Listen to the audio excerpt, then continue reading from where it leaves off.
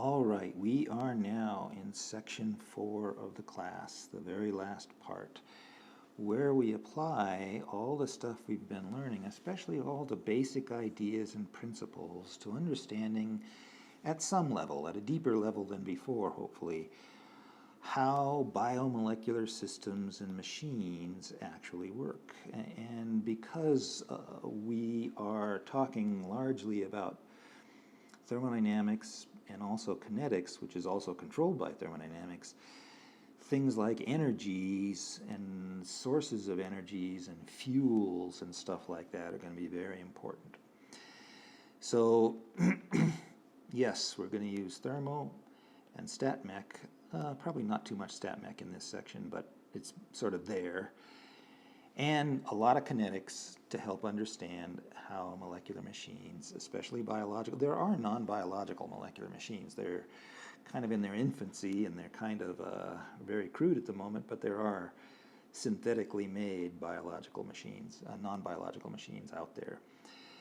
And let me say that one of the goals for this section, long-term goals, is to help further the project, the sort of large-scale project that's out there in the world right now, of being able to build our own molecular machines. We have all these biological ones, and they're nice, but we'd like to be able to build our own.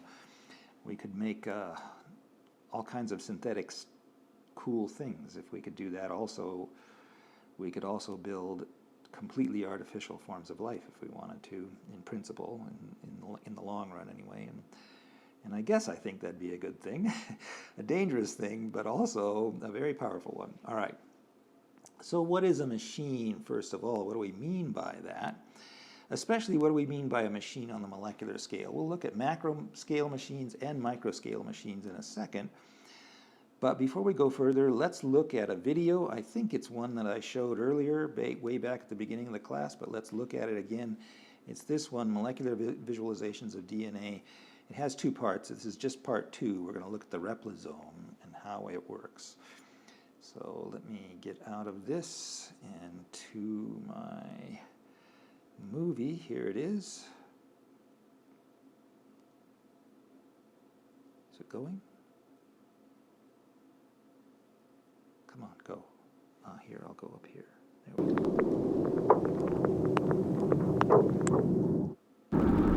Using computer animation based on molecular research, we are now able to see how DNA is actually copied in living cells. You are looking at an assembly line of amazing miniature biochemical machines that are pulling apart the DNA double helix and cranking out a copy of each strand. The DNA to be copied enters the production line from bottom left. The whirling blue molecular machine is called helicase. It spins the DNA as fast as a jet engine as it unwinds the double helix into 2 strands. One strand is copied continuously and can be seen spooling off to the right. Things are not so simple for the other strand because it must be copied backwards. It is drawn out repeatedly in loops and copied one section at a time. The end result is 2 new DNA molecules.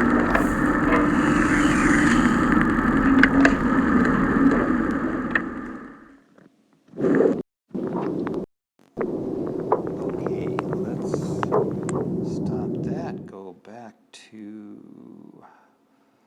the slides, the lecture slides.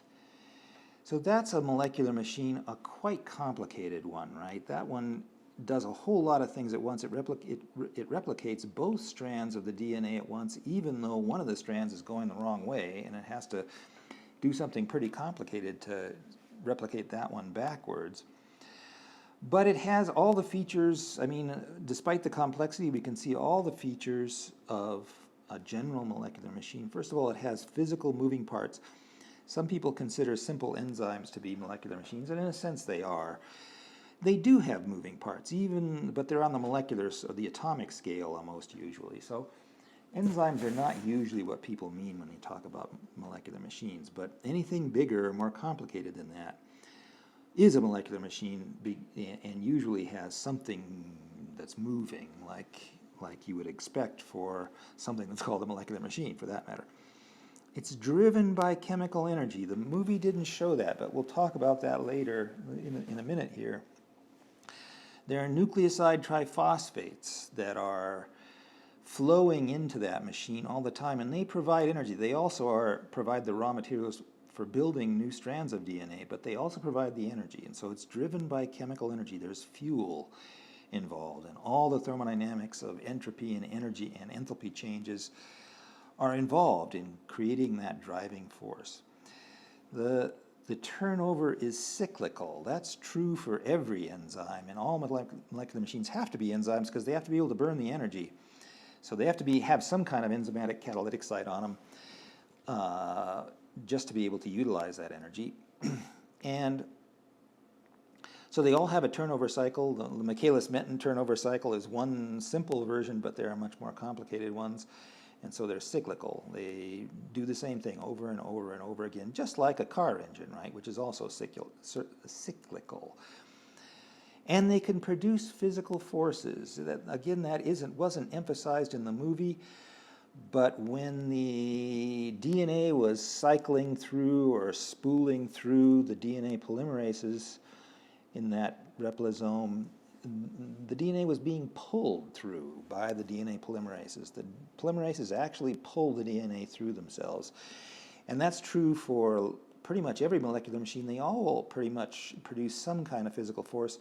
In some cases, for molecular motors, for example, producing the physical force is the whole purpose of the machine. For others, like the DNA polymerase, it's just kind of incidental. It's something that the machine needs to do in order to do its job, but it's not primarily there to produce a physical force. We'll look at a molecular motor in just a little bit. All right, here's that same machine in a different, somewhat picture. The DNA that's going to be copied is coming in from the top left up there. And then there's this helicase. That was in the movie. The narrator didn't pronounce the name correctly. She called it a helicase, but oh well, it's called a helicase. And it separates the two strands. So this is double-stranded DNA, dsDNA. And it separates the two strands. One of the strands is oriented in the right way so that it can be replicated straight off, and so it spools right into a DNA polymerase, one of two DNA polymerases, right? There's one up here, there's also one down here, this other orange guy down here.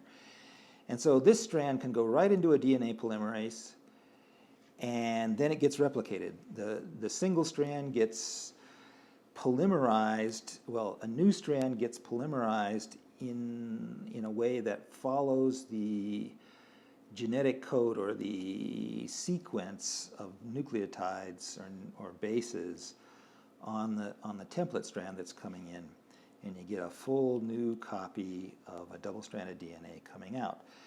I'll just point out another feature that was in the movie, and that's this red guy. It was blue, pale blue in the movie. That's called a sliding clamp. It helps keep the polymerase, or keeps the DNA on the polymerase, or the polymerase on the DNA, however you want to view it, because the polymerases tend to pop off otherwise. So this is a feature that keeps things flowing along until you want to stop. Also, there is now this whole thing called the clamp loader complex, which has the job of dealing with the fact that there's this other strand and it's going the wrong way. You got to polymerize it this way. You can't polymerize it the same way that it's actually spooling out of the helicase. And so there is a second DNA polymerase for polymerizing that other strand, but it's working in the opposite direction from the first polymerase. And so in order to do that, this other strand that's coming out, first of all, you have to put a primer on the strand. DNA polymerases can't start off from a naked single-stranded DNA. They need a little bit of double-stranded DNA to start from. And DNA or RNA, this is actually an RNA primer. And so there's a thing that showed up in the movie also called a primase. And that puts a little piece of DNA, short piece of DNA on there, or sorry, short piece of RNA on there. Here it is also out here.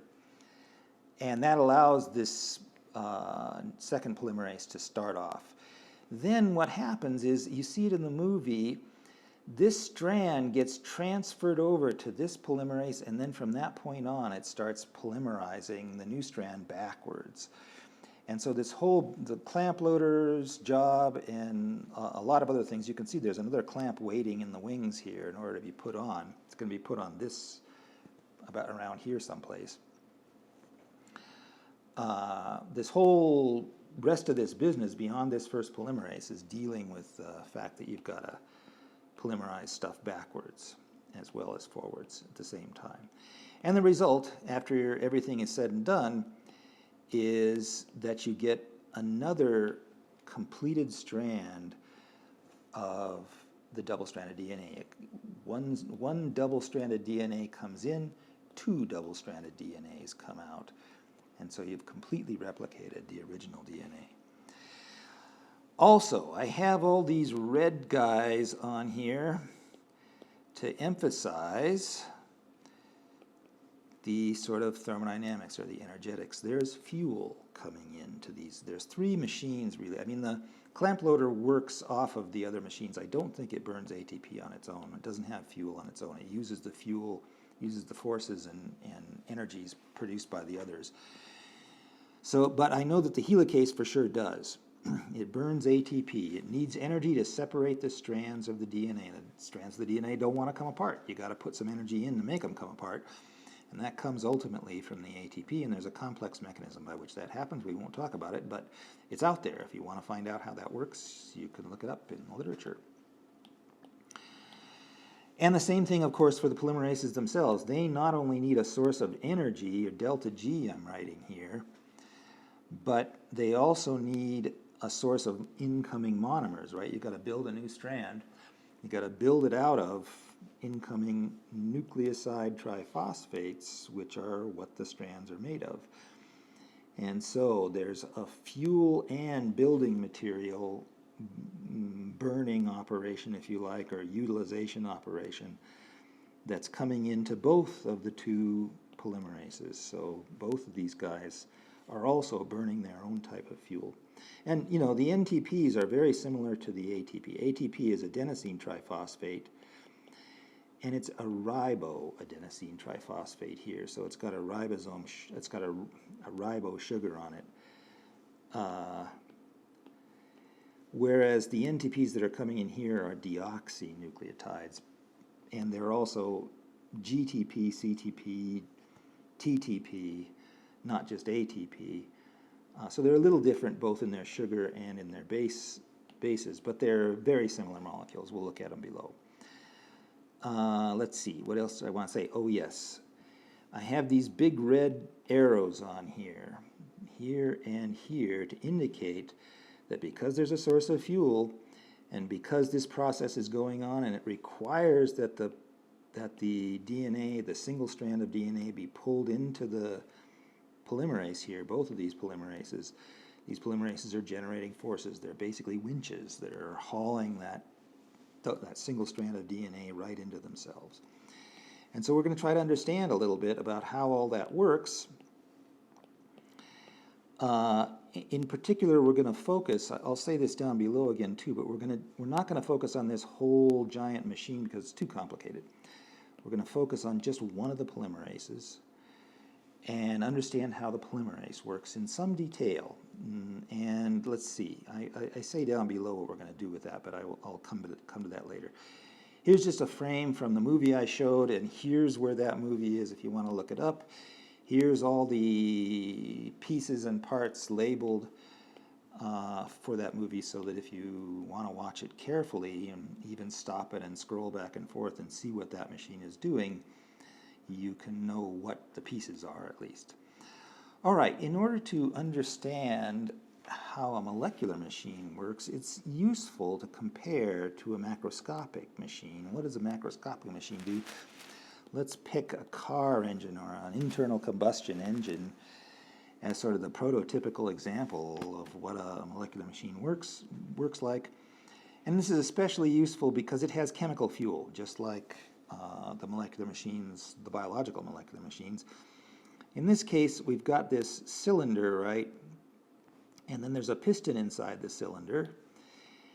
And the piston is attached by a rod here to a camshaft, which rotates around this axle. And what that means is that as the camshaft rotates around, the piston moves up and down, right? That's the purpose of the camshaft.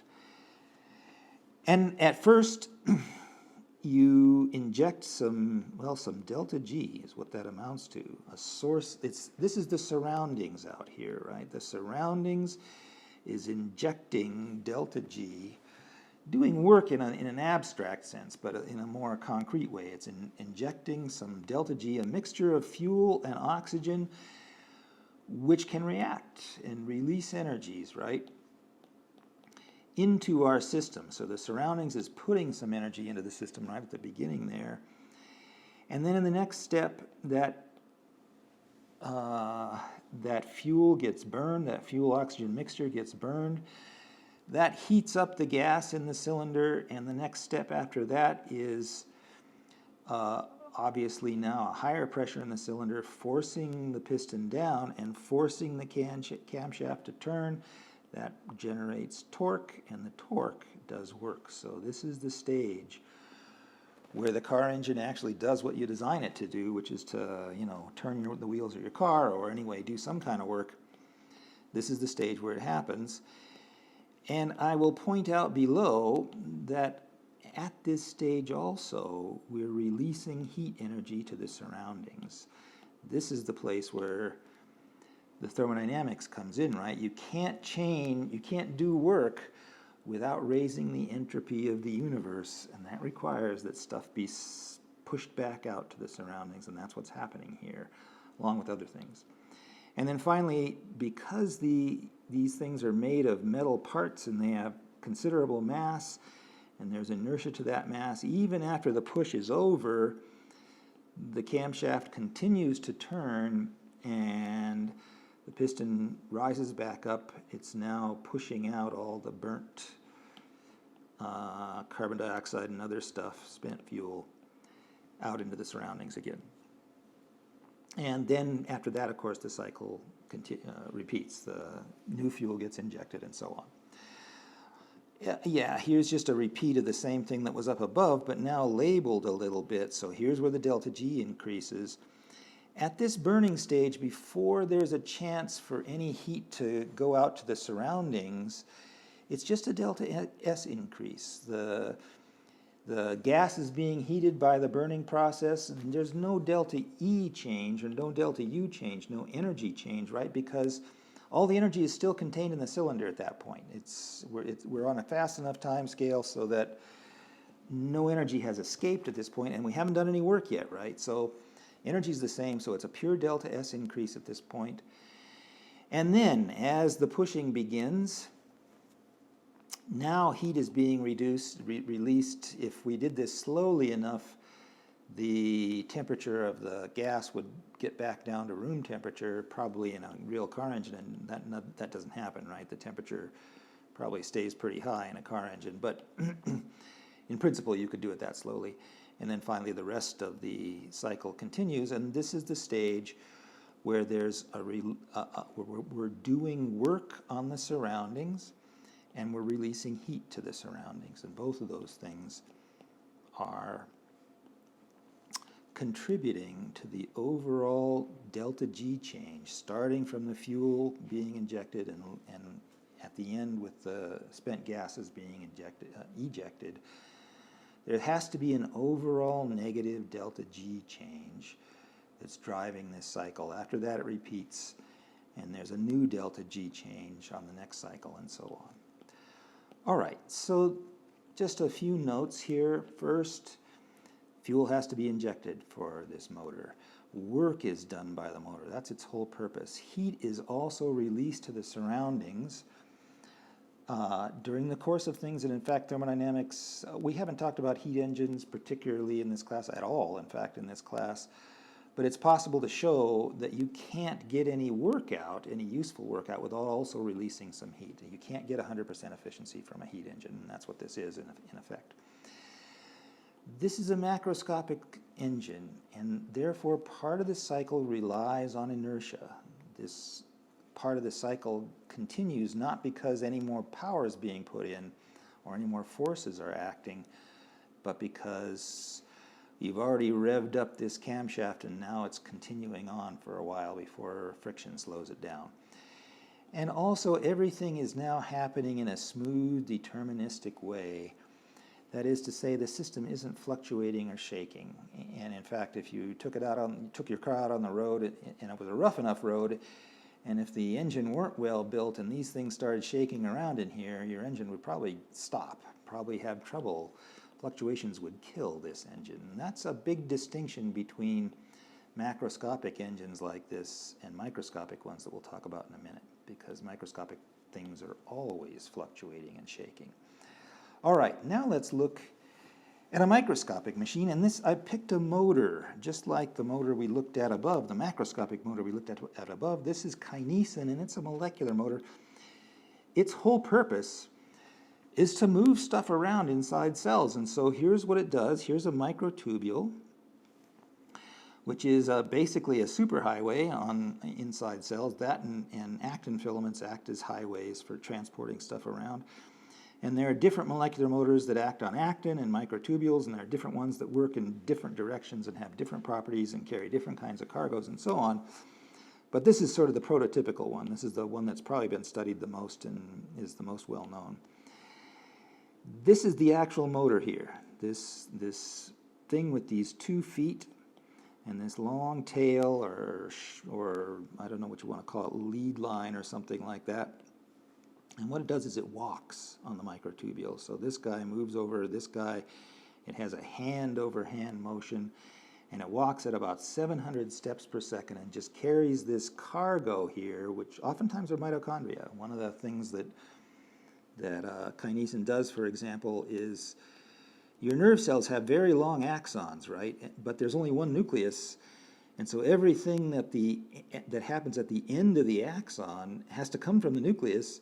So there's all these microtubules going all down, sometimes a yard, down a very long axon in the nerve cells in your back, for example. They're carrying cargo down from the nucleus down to the tips of the axons. And one of the things that's got to be carried is a mitochondria, and all kinds of other things have to be carried too. And the kinesin and other related molecules are the things that do that. So you can actually make movies that show inside nerve axons, for example, that show kinesin carrying mitochondria down these long, thin tubes that are part of the cell. All right, let's look at another movie to see what kinesin looks like when it's actually operating.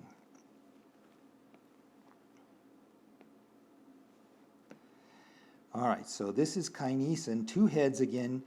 The first head binds to the microtubule, and then there's an exchange. The ADP is released, ATP is binding, and then the back head binds forward, and then the back head burns its ATP. This is all happening very fast.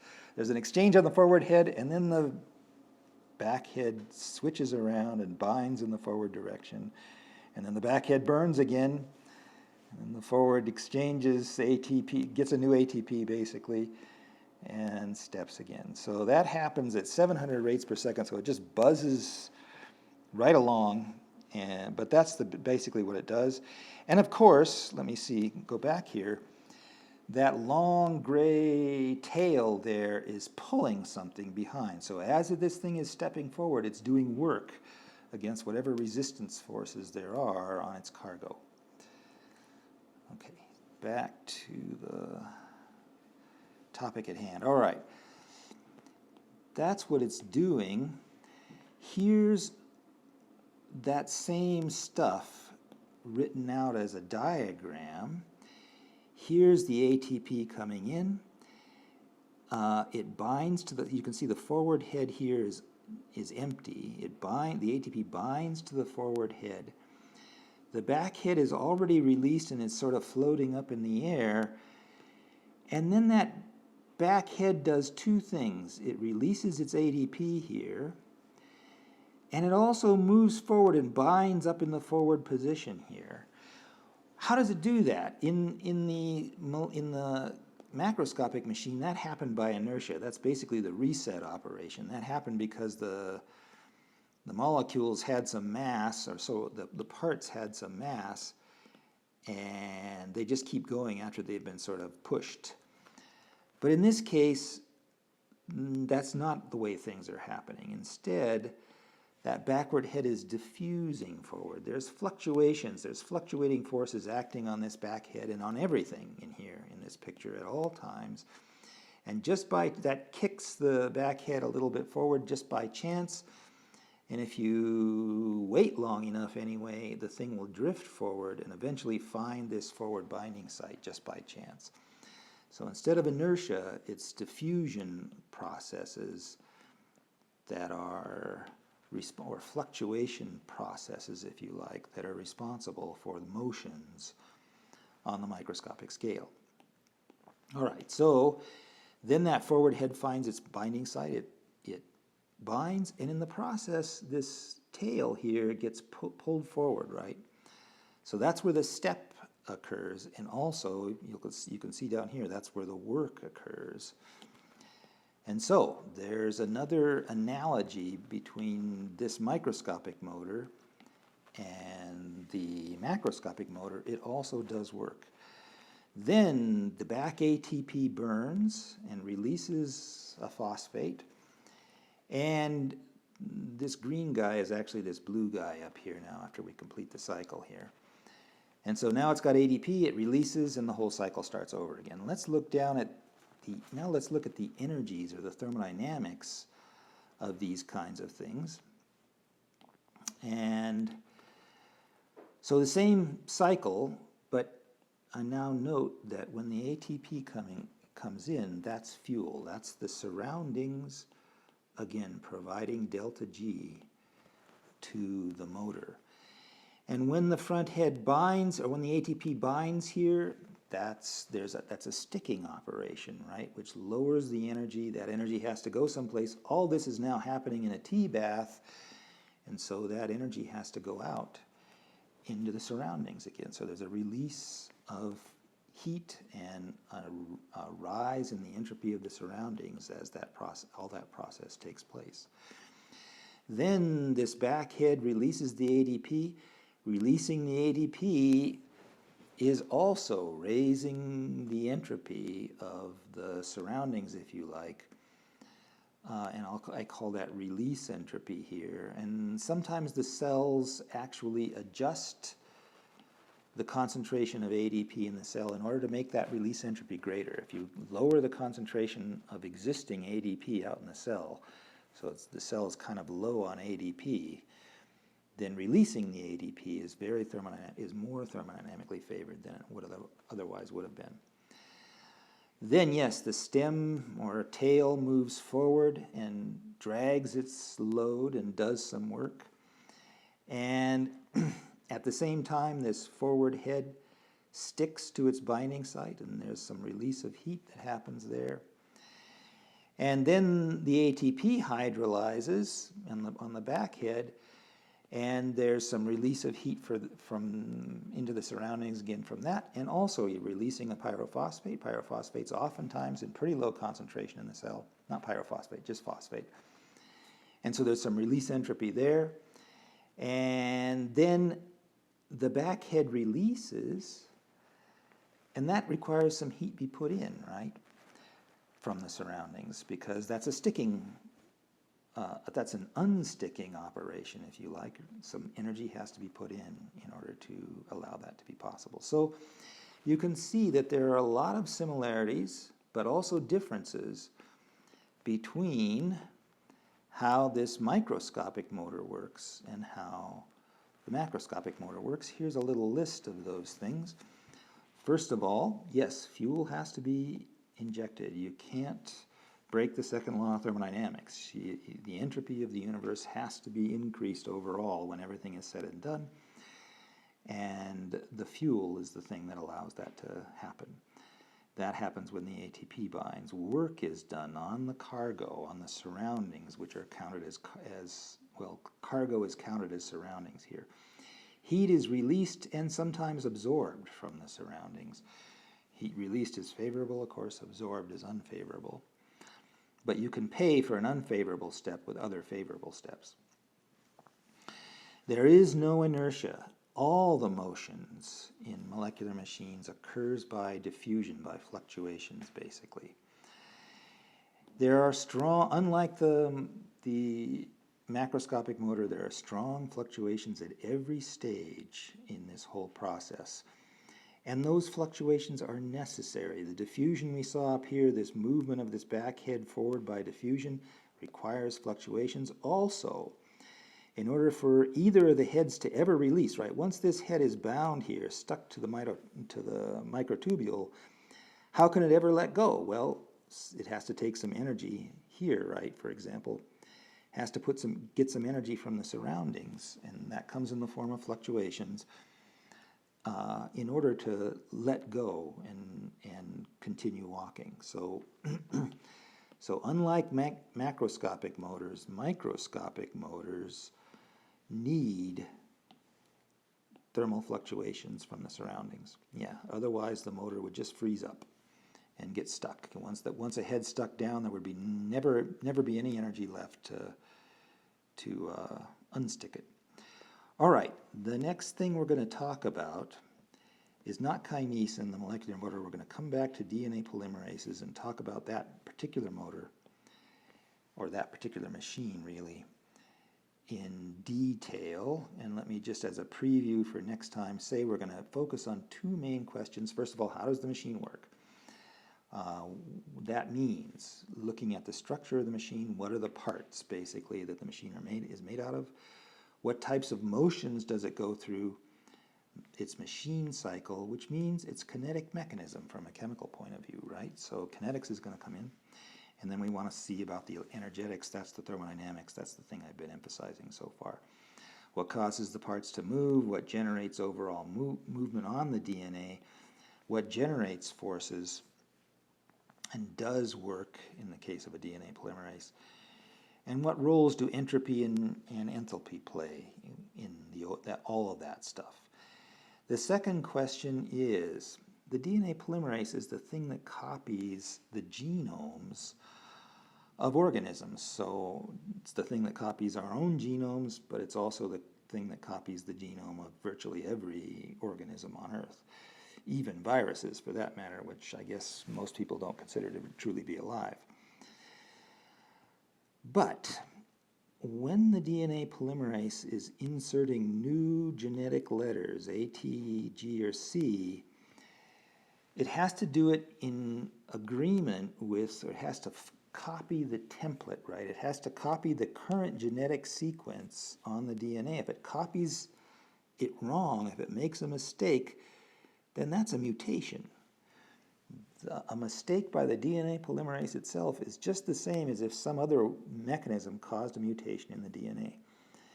And so you can't, no organism can survive, can tolerate very many of those. If you start getting too many mutations, that is, if your DNA polymerase starts making too many mistakes, you get what's called an error catastrophe. What that means is that as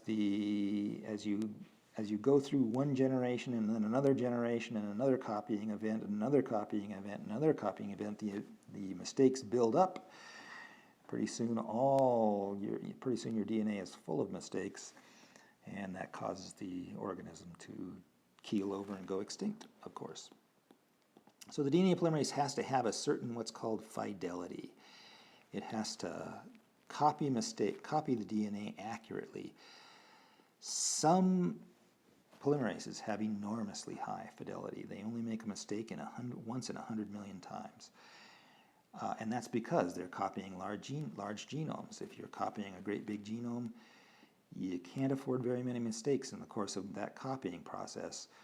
And if your genome is 10 to the 8th letters, you better be able to copy that genome without any mistakes, or with no more than maybe one mistake.